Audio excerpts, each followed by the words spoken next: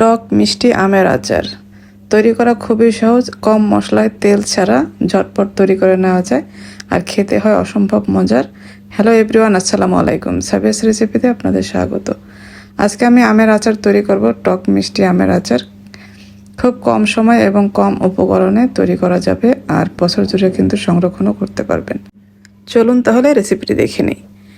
এখানে আচারের জন্য আমি 1 কেজি আম নিয়েছি।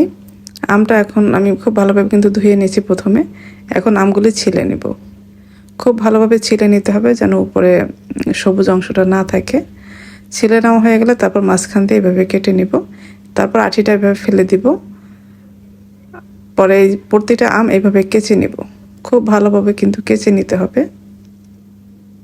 এভাবে কেচে নিলে আমের মিষ্টি তারপরে মশলাটা খুব সুন্দরভাবে কিন্তু আমের ভিতরে ঢুকে যাবে।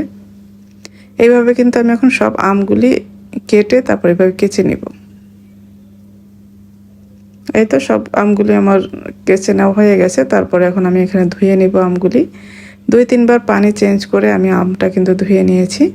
এখন খুব সুন্দরভাবে চিপে চিপে পানিটা কিন্তু আবার ফেলে দিতে হবে। খুব সুন্দরভাবে চিপে চিপে ফেলে দিতে হবে, কোনো আমের গায়ে যেন কোনো পানি না থাকে।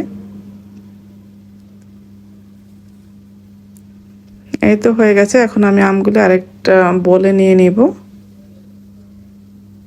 এখন এখানে আমি চিনি দিয়ে দিব। 1/2 কেজির মতো চিনি দিয়েছি। 1 কেজি আমি 1/2 কেজির মতো চিনি দিয়েছি। তারপর লবণ দিয়েছি 1 চা চামচ, ভিনেগার দিয়েছি 2 টেবিল চামচ। এখন সব কিছু খুব ভালোভাবে মিশিয়ে নিব। এটা মিশিয়ে নেওয়া হয়ে গেলে তারপর আমরা ঢেকে 1 ঘন্টার জন্য রেস্টে রেখে দিব। তখন দেখবো একদম চিনিটা খুব সুন্দরভাবে গলে গেছে।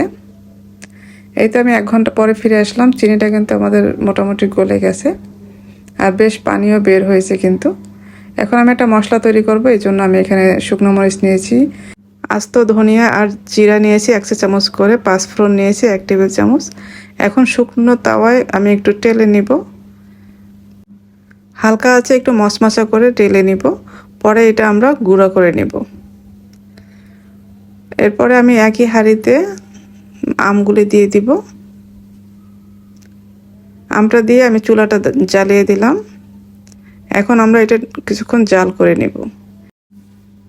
এখানে কিন্তু আমি একটা তেজপাতা দিয়ে দিয়েছি সুন্দর একটি ফ্লেভার আসার জন্য। আর কালারের জন্য আমি এখানে কাশ্মীরি লাল মরিচটা দিয়েছি 1 চা চামচ। এখন নেড়েচেড়ে খুব ভালোভাবে মিশিয়ে নিব। এখন আমরা এটা ঢেকে কিছুক্ষণ রান্না করব যেন আমগুলি সেদ্ধ হয়ে যায়। আমগুলি কিন্তু সেদ্ধ হয়ে গেছে, এখন আর ঢেকে দিব না। এই অবস্থায় আমি আরও কিছুক্ষণ জাল করে নিব। আর যে মশলাটা গুঁড়া করে রেখেছিলাম এখান থেকে কিছুটা মশলা দিয়ে দিব। মশলাটা দিয়ে খুব ভালোভাবে একটু মিশিয়ে নিব। খুব বেশি নাড়াচাড়া করা যাবে না, আমগুলি খুবই নরম অবস্থায় আছে, দেখা যায় ভেঙে যাবে। আলতোভাবে আমরা উল্টে দিলাম আমগুলি। এই তো আমাদের আচারটা রেডি হয়ে গেছে। আমি এখন চুলাটা বন্ধ করে দিব। এখন আচারটা ঠান্ডা করে নেব। ঠান্ডা হওয়ার পর আপনাদের দেখাচ্ছি কেমন হয়েছে আচারটা। আচারটা আমাদের ঠান্ডা হয়ে গেছে আর পানিটাও কিন্তু একদমই টেনে গেছে, মাখা মাখাও হয়ে গেছে। দেখলেন তো কত সহজে তৈরি হয়ে গেল আমের আচার। আর এটা খেতে অসম্ভব মজার হয়। আশা করছি আজকের রেসিপি আপনাদের ভালো লেগেছে। ভালো লাগলে লাইক, কমেন্ট এবং শেয়ার করে দিবেন। যারা আমার রেসিপিগুলি ফেসবুক থেকে দেখেন পেজটি ফলো করার অনুরোধ রইল। আর যারা ইউটিউব থেকে দেখেন চ্যানেলটি সাবস্ক্রাইব করার অনুরোধ রইল। সবাই ভালো থাকবেন। পরবর্তী রেসিপি দেখার আমন্ত্রণ রইল। আজকে এ পর্যন্তই। আল্লাহ হাফেজ।